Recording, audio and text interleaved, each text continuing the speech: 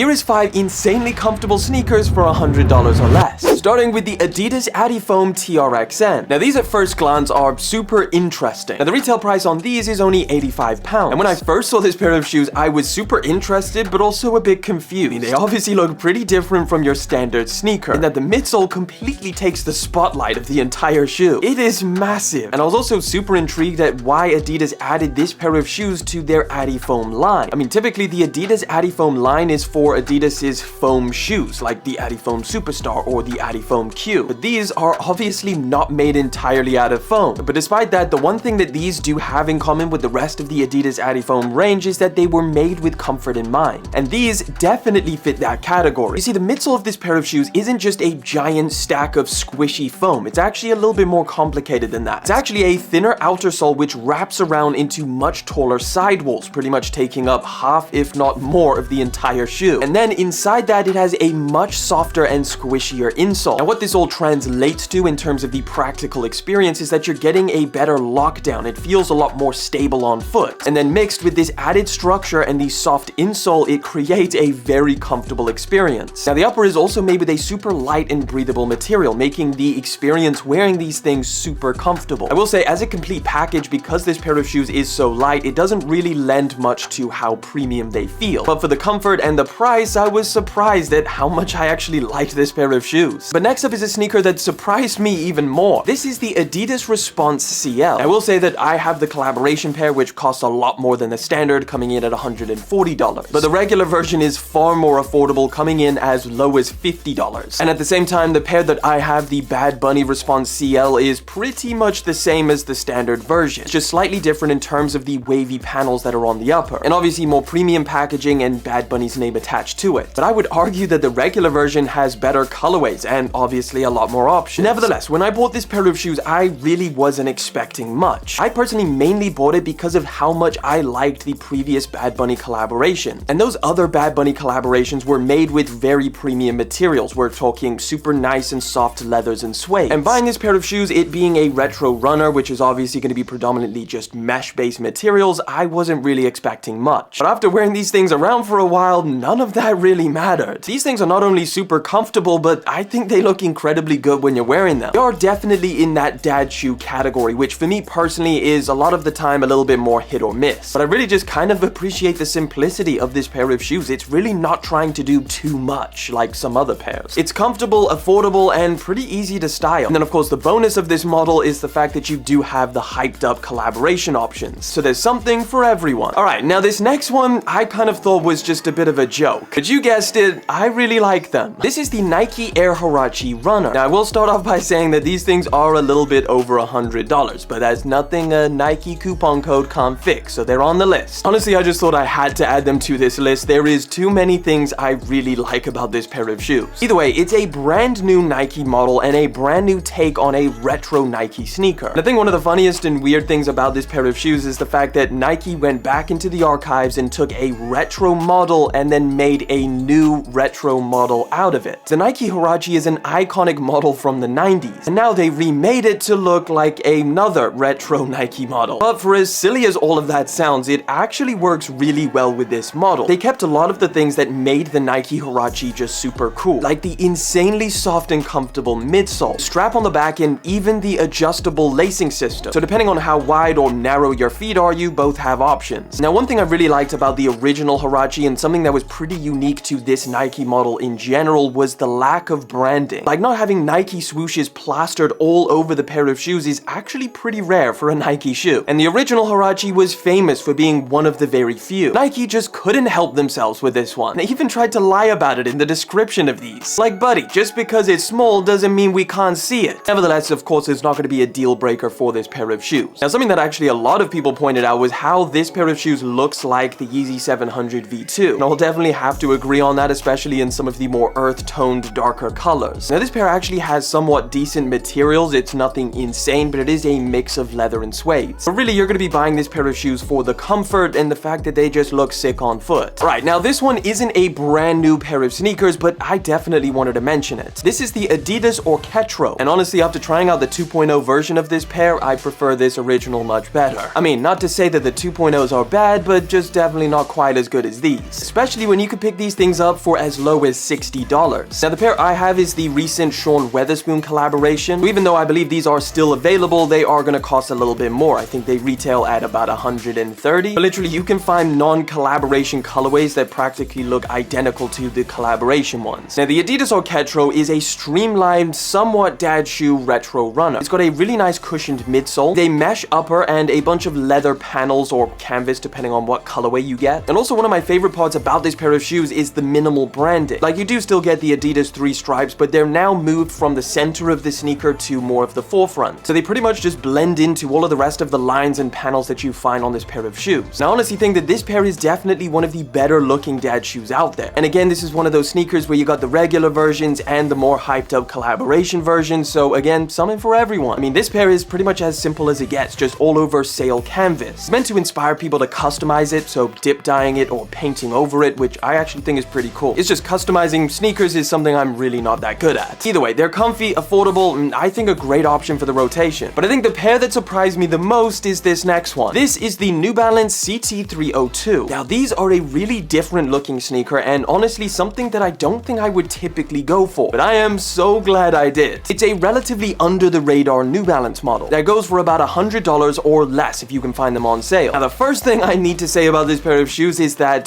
they are heavy, like seriously heavy, and that is mainly because of this super chunky midsole that they put on this sneaker. Now, these are actually inspired by the original New Balance CT300 model, but obviously design-wise and purpose-wise, they are a very big departure from that pair of sneakers. I mean, these were very obviously made as a lifestyle sneaker and not a performance one like the original. And the first thing I thought when I saw these sneakers and put them on foot was like how much they look like Sacai sneakers. I mean, it kind of sounds strange because of how many differences both of these sneakers have, but they do have a lot in common. And I'm definitely not the only one who's thought that. You get an exposed foam tongue, which is something that's also on Sacai shoes. You got the massively chunky midsole, again, another Sacai design cue. But obviously, I think the upper is where they take the biggest departure. These come with an all-over leather upper, which makes them feel way more premium. In fact, these are definitely the most premium shoes on today's list. And just really impressive feeling materials for the price tag. You also get a small patch of suede over on the forefront of the shoe, right next to the entirely rubber toe box. Now, in terms of comfort, because obviously looking at this midsole, it is not going to be the softest and squishiest on today's list. The midsole is definitely a lot firmer than some of the other options that we've spoke about today, but some people prefer that. So really, it's just a matter of preference. These things are not uncomfortable just because the midsole is a little bit firmer, but a softer feeling insole, and because of the really nice soft leathers and suede over on the top of the shoe, they are a complete package of a, generally speaking, comfortable sneaker. It just really depends on what you prefer, whether it's soft and squishy shoes or somewhat of a firmer feel underfoot. Overall, these are just a really impressive sneaker that I'm now a huge fan of. But there you have it, guys. Let me know down in the comments what you think and which one's your favorites. And check out this video to get caught up on what Yeezys are dropping next month.